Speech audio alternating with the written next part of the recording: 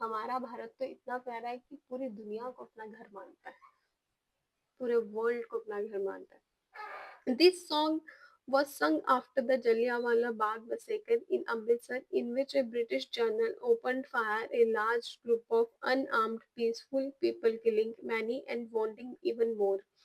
Men and women, Hindus, Sikhs, and Muslims, rich and poor, had gathered to protest against the Britishers. अब यहाँ पे कौन कौन आ गया? हिंदू, मुस्लिम सब एक साथ थे, किसी को कोई पता नहीं है. This song was composed and sung to honor the memory of the brave people. ये उन्हीं के लिए गाना बनाया गया है जो जलियांवाला बाग मैसेकर में जिनकी डेथ हो गई थी. In his book The Discovery of, अब जो बुक थी जवाहरलाल नेहरू जी की discovery of India, says that Indian unity is not something imposed from outside, but rather it was something deeper within its fold. The widest tolerance of belief and custom was practiced, and every variety acknowledged and even encouraged. ये कहीं बाहर से नहीं आती है, कोई चार lecture दे देगा, हाँ बोल देगा, नहीं नहीं, ये जो है ये अंदर से आती है. ये डीप फोल्ड्स, अंदर फोल्ड्स में बंधी हुई है.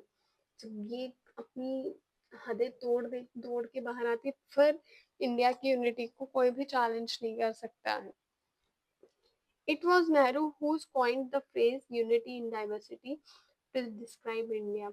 अब नेहरू जी की स्टेटमेंट थी unity in diversity in India, उन्होंने ये चीज को डिस्क्राइब किया. Song and its symbols that emerged during the freedom struggle serve a constant reminder of our country's rich traditions, respect for diversity. Do you know the story of the Indian flag?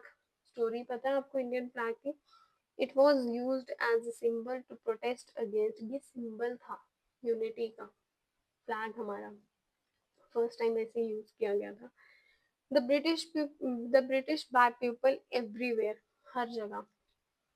India's national anthem, composed by Rabindranath Tagore, is another expression of the unity of India.